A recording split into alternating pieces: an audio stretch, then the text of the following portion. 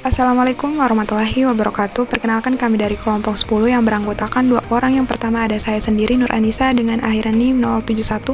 Kemudian ada rekan saya, Rafika Rahmat, dengan akhiran NIM 114. Baik, di sini kami akan memaparkan proposal yang telah kami buat yang berjudul Pengembangan Aplikasi Pembelajaran Interaktif pada Materi Usaha dan Energi Siswa Kelas 10 SMA Negeri 2 Biau. Oke, langsung saja teman-teman bisa simak. Perkenalkan, nama saya Nur Anissa dengan NIM A24122071. Nah, baik, di sini saya sebagai pemateri pertama akan memaparkan proposal yang telah kami buat, yaitu berjudul Pengembangan Aplikasi Pembelajaran Interaktif pada Materi Usaha dan Energi Siswa Kelas 10 SMA Negeri 2 Biau. Nah, oke, baik, langsung saja kita masuk pada bab 1, yaitu pendahuluan. Nah, subbab yang pertama adalah latar belakang. Nah, di era revolusi industri 4.0, kita menyaksikan peningkatan konektivitas, interaksi, dan pengembangan dalam sistem digital, kecerdasan buatan, serta batasan sistem virtual. Mesin dan sumber lainnya semakin terhubung, dan teknologi informasi serta komunikasi mempengaruhi berbagai aspek dalam kehidupan kita, termasuk pendidikan. Nah, perkembangan teknologi menciptakan inovasi dan kreativitas yang memudahkan aktivitas sehari-hari. Dalam dunia pendidikan, teknologi informasi dan komunikasi menjadi perangkat yang sangat canggih untuk mempermudah proses pembelajaran. Era revolusi industri mengubah metode pembelajaran dari yang sederhana menjadi yang berbasis teknologi. Nah, teknologi yang semakin maju ini memberikan dampak positif bagi kualitas pendidikan. Misalnya, guru kini dapat memanfaatkan komputer dan internet untuk menggabungkan tulisan, gambar, suara, video dalam menyampaikan ilmu. Integrasi teknologi dalam bahan ajar merupakan salah satu tuntunan dalam pembelajaran abad ke-21 untuk mengembangkan keterampilan belajar siswa. Nah, seiring dengan perkembangan zaman, teknologi menjadi bagian integral dalam berbagai aspek kehidupan, termasuk pendidikan. Kemudahan yang diberikan teknologi memungkinkan pendidik untuk menciptakan inovasi dalam proses pembelajaran. Salah satu inovasi yang sering dikembangkan adalah perangkat pembelajaran berbasis teknologi, seperti aplikasi pembelajaran interaktif yang dirancang untuk mendukung kegiatan belajar mengajar di kelas. Pengembangan aplikasi pembelajaran interaktif menawarkan solusi untuk menciptakan suasana belajar yang lebih menarik dan efektif. Aplikasi ini mengintegrasikan elemen multimedia seperti teks, gambar, video, animasi, dan simulasi, sehingga materi pembelajaran lebih mudah dipahami oleh siswa. Ini diharapkan dapat meningkatkan minat belajar siswa dan memfasilitasi proses pembelajaran yang lebih menyenangkan dan interaktif. Dalam pembelajaran fisika, materi usaha dan energi sering dianggap sulit oleh siswa karena sifatnya yang abstrak dan melibatkan perhitungan yang matematis dan kompleks. Nah, dalam observasi awal dan wawancara dengan guru fisika di SMA Negeri 2 Biau, menunjukkan bahwa pembelajaran fisika masih didominasi oleh buku teks yang seringkali kurang menarik karena hanya berisi teks dan gambar statis saja. Nah, oleh karena itu diperlukan inovasi dalam penyajian materi agar pembelajaran bisa lebih menarik dan mudah dipahami. Pengembangan aplikasi pembelajaran interaktif berbasis teknologi adalah salah satu solusi untuk mengatasi permasalahan ini. Nah, aplikasi tersebut tidak hanya menyajikan materi dalam bentuk teks dan gambar saja, tetapi juga dilengkapi dengan elemen interaktif seperti simulasi, animasi, dan video pembelajaran. Dengan teknologi ini, siswa diharapkan dapat belajar secara mandiri dan memahami materi dengan lebih baik, serta meningkatkan hasil belajar mereka. Nah, untuk memastikan pengembangan aplikasi ini sesuai dengan kebutuhan pengguna, pendekatan model ADDIE atau Analysis, Design, Development, Implementation, Evaluation sering digunakan. Validasi oleh ahli materi dan ahli media juga penting untuk memastikan aplikasi memenuhi standar kualitas sebagai bahan ajar. Penelitian sebelumnya menunjukkan bahwa aplikasi pembelajaran interaktif memberikan dampak positif terhadap proses pembelajaran. Nah, sebagai contoh, penelitian oleh Manzil dan Thohir 2022 tentang aplikasi pembelajaran berbasis saintifik pada materi siklus air menunjukkan hasil yang sangat baik dalam validasi materi, bahan ajar, dan penerimaan siswa. Hal ini menunjukkan bahwa aplikasi pembelajaran interaktif dapat menjadi alat yang efektif untuk meningkatkan kualitas pembelajaran di kelas. Nah, berdasarkan pemaparan tersebut, maka kami tertarik untuk mengembangkan aplikasi pembelajaran interaktif pada materi usaha dan energi untuk siswa kelas 10 SMA Negeri 2 Biau.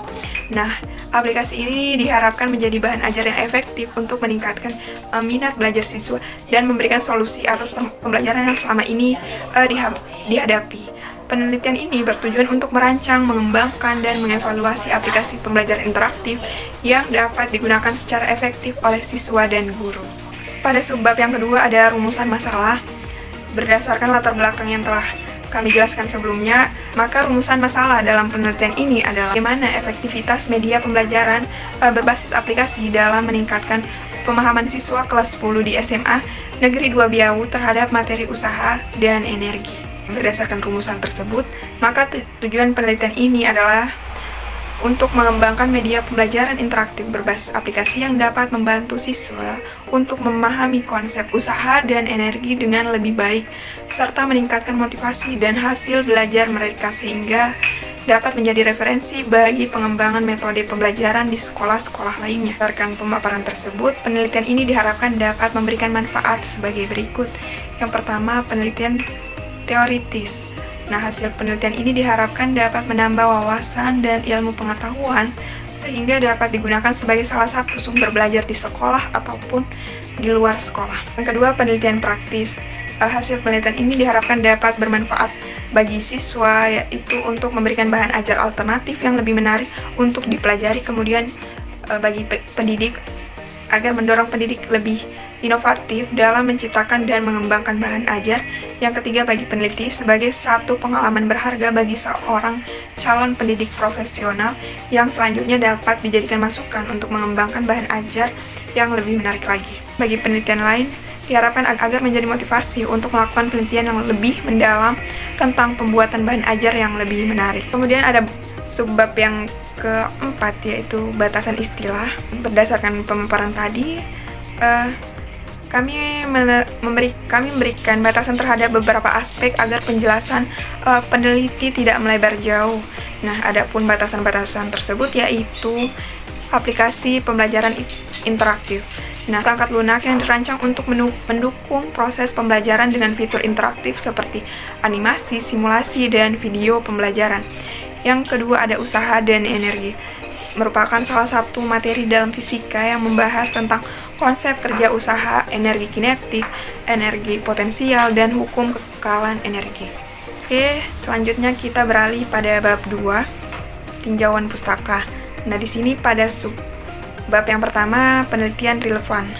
Nah, berdasarkan kajian pustaka yang telah dilakukan, diketahui bahwa penelitian tentang aplikasi pembelajaran sudah pernah dilakukan sebelumnya. Nah, yang pertama, penelitian yang dilakukan oleh Santoso dan Putri tahun 2021 dengan judul Pengembangan Media Pembelajaran Interaktif berbasis aplikasi Android pada materi gerak lurus untuk siswa kelas 10 SMA. Nah, hasil penelitian menunjukkan bahwa media pembelajaran interaktif yang dikembangkan mendapatkan skor validasi ahli materi sebesar 92%. Nah, validasi ahli media sebesar 89% dan uji kepraktisan siswa sebesar 95%, yang menunjukkan bahwa media ini sangat valid dan layak digunakan. Kemudian yang kedua ada penelitian oleh Rahman 2022 berjudul Pengembangan e-modul interaktif menggunakan Flipbook pada materi energi dan perubahannya untuk siswa SMP. Nah, hasil validasi menunjukkan skor 90% untuk kelayakan materi, 88% untuk media, dan skor kepraktisan siswa sebesar 93% yang mengindikasikan bahwa e-modul interaktif ini sangat layak digunakan dalam pembelajaran. Kemudian yang ketiga, penelitian yang dilakukan oleh Wijayanti tahun 2023 berjudul Pengembangan Aplikasi Mobile Pembelajaran Fisika pada materi Momentum dan Impuls untuk SMA. Nah, hasil penelitian menunjukkan bahwa aplikasi ini memperoleh skor validasi ahli sebesar 94% dan uji coba siswa sebesar 91%, sehingga dinyatakan sangat valid dan praktis. Oke, cukup sekian materi yang dapat saya paparkan. Selanjutnya akan dilanjutkan oleh rekan saya. Baik, selanjutnya yaitu kajian teori. Yang pertama yaitu penelitian pengembangan. Penelitian pengembangan atau research and development merupakan suatu proses atau langkah-langkah untuk mengembangkan suatu produk baru atau menyempurnakan produk yang telah ada.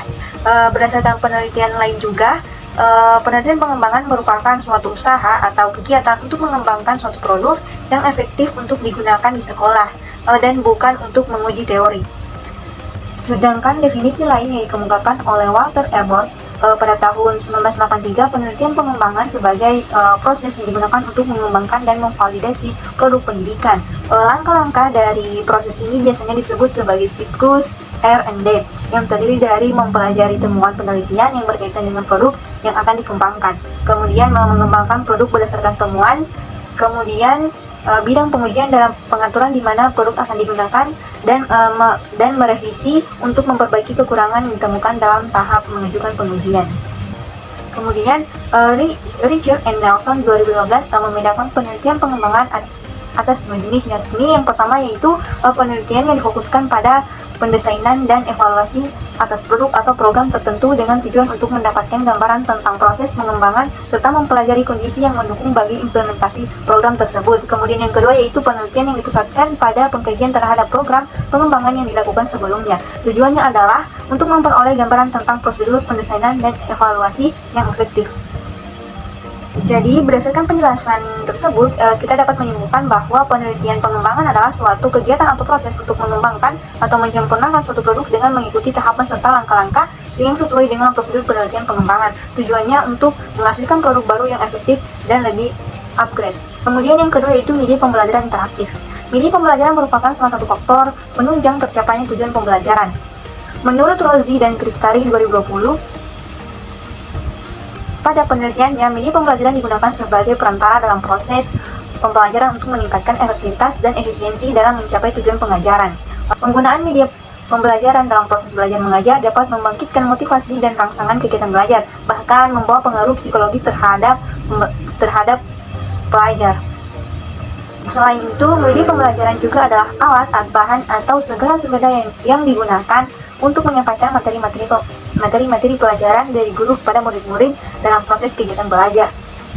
Selain itu, media pembelajaran adalah alat atau bahan atau segala sumber daya yang digunakan untuk menyampaikan materi-materi pelajaran dari guru kepada murid-murid dalam proses kegiatan belajar mengajar. Media pembelajaran berfungsi untuk menjelaskan atau memvisualisasikan suatu materi yang sulit dipahami jika hanya menggunakan ucapan verbal. Secara umum, fungsi dari media pembelajaran meliputi menarik perhatian siswa, memperjelas penyampaian pesan, mengatasi keterbatasan ruang, menghindari kesalahan tafsir, mengakomodasi perbedaan tipe gaya belajar siswa, dan untuk mencapai tujuan pembelajaran yang efektif. Selanjutnya yaitu media pembelajaran interaktif berbasis aplikasi Android merupakan alat yang sangat efektif dalam mendukung proses belajar mengajar, terutama dalam menyampaikan materi pelajaran yang kompleks seperti usaha dan energi. Media ini menggabungkan berbagai elemen seperti PowerPoint, gambar, video, animasi, simulasi, dan evaluasi untuk menciptakan pengalaman belajar yang menarik dan menyenangkan bagi siswa.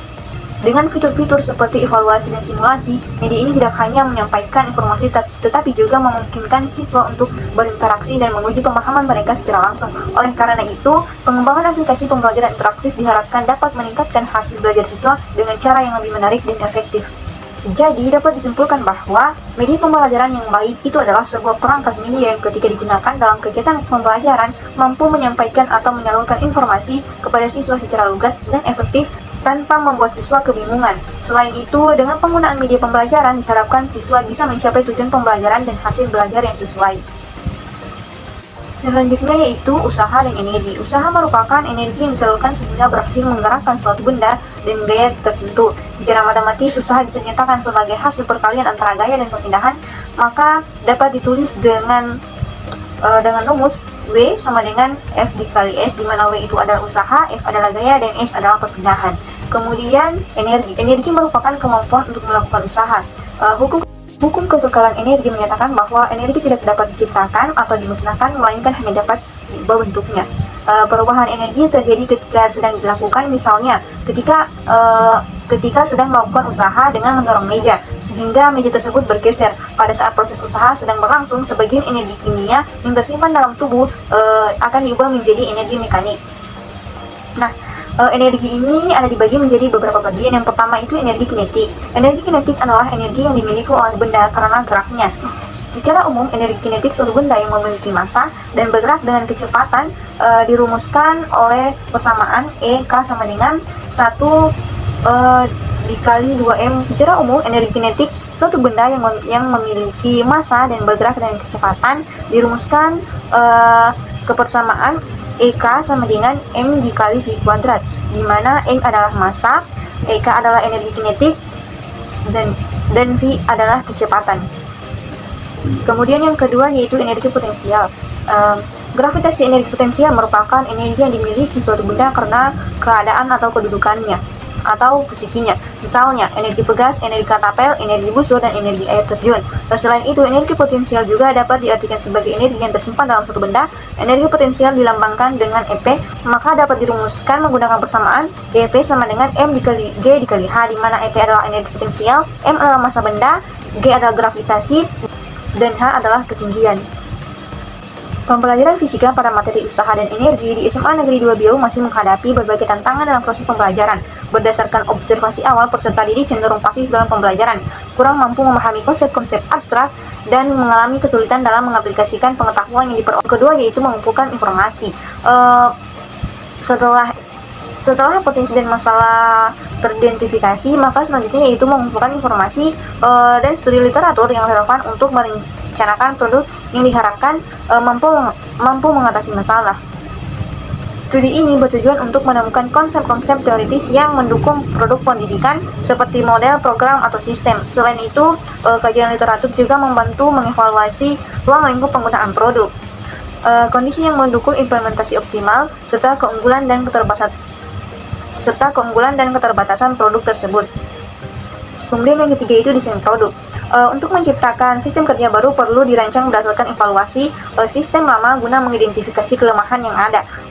Penelitian juga dilakukan terhadap sistem lain yang dinilai baik.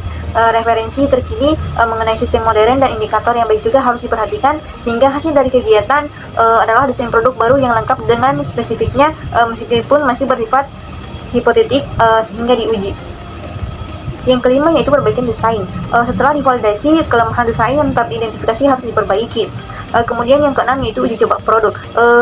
Sebelum melakukan uji coba, produk yang dirancang harus terlebih dahulu diproduksi.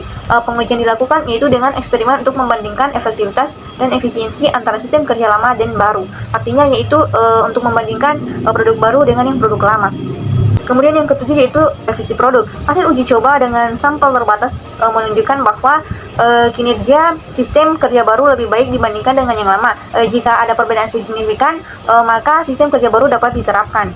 Kemudian yang kedelapan yaitu uji coba pemakaian. Setelah pengujian berhasil dan jika ada revisi, produk yang berupa sistem kerja baru dapat diterapkan dalam skala yang lebih luas. Selama operasional, evaluasi harus dilakukan untuk mengidentifikasi kekurangan atau hambatan. Yang kesembilan yaitu revisi produk. Revisi dilakukan jika selama penerapan nyata terdapat kelebihan dan kekurangan. Evaluasi kinerja produk harus dilakukan secara berkala. Yang kesepuluh yaitu pembuatan produk massal. Jika produk yang diuji sudah terbukti efektif dan layak dilakukan dan diproduksi secara luas. Adapun subjek penelitian dalam penelitian ini adalah siswa kelas 10 di SMA Negeri 2 Biau yang terdiri dari 25 peserta didik yang akan menjadi pengguna aplikasi pembelajaran interaktif yang dikembangkan. Adapun teknik pengumpulan data yang pertama yaitu wawancara, di mana wawancara dilakukan dengan guru fisika dan siswa untuk mendapatkan informasi mendalam mengenai kebutuhan dan harapan mereka terhadap yang pertama yaitu selanjutnya yaitu teknik pengumpulan data. Adapun teknik pengumpulan data dalam penelitian ini yaitu yang pertama yaitu wawancara. Wawancara dilakukan dengan guru fisika dan siswa untuk mendapatkan informasi mendalam mengenai kebutuhan dan harapan mereka terhadap aplikasi pembelajaran yang interaktif. Pertanyaan akan difokuskan pada tantangan yang dihadapi dalam pembelajaran materi usaha dan energi, serta pendapat mereka tentang penggunaan teknologi dalam pembelajaran. Yang kedua yaitu angket atau kuesioner. Angket akan disebarkan kepada siswa setelah mereka menggunakan aplikasi. Kuesioner ini akan mencakup pertanyaan tentang efektivitas aplikasi, tingkat pemahaman materi, dan motivasi belajar. Data yang diperoleh akan dianalisis untuk mengevaluasi dampak dari aplikasi terhadap proses pembelajaran. Yang ketiga yaitu observasi. Observasi ini dilakukan di kelas selama penggunaan aplikasi pembelajaran, di mana peneliti akan mencatat interaksi siswa dalam aplikasi, keterlibatan mereka dalam proses belajar, serta dinamika kelas selama pembelajaran berlangsung. Kemudian yang keempat yaitu dokumentasi. Dokumentasi dari kegiatan pengembangan aplikasi seperti catatan hasil diskusi dengan ahli materi dan media serta laporan uji coba akan dikumpulkan untuk mendukung analisis hasil penelitian. Yang selanjutnya yaitu teknik analisa data. Teknik analisis data dalam penelitian ini menggunakan teknik analisis deskriptif, kualitatif, dan kuantitatif, di mana data kualitatif diperoleh dari masukan validator selama tahap validasi, sementara data kuantitatif menggambarkan hasil pengembangan produk berupa media pembelajaran interaktif.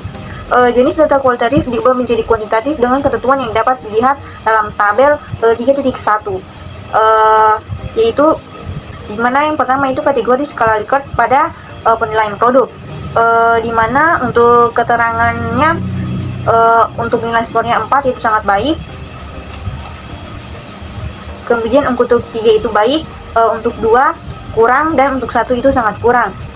Kemudian yang kedua yaitu kategori skala Likert respon peserta didik, di mana yang untuk skor 4 itu sangat baik, skor 3 itu baik, skor 2 kurang, dan skor 1 sangat kurang. Teknik analisis yang digunakan untuk menganalisis data hasil validasi adalah perhitungan nilai rata-rata.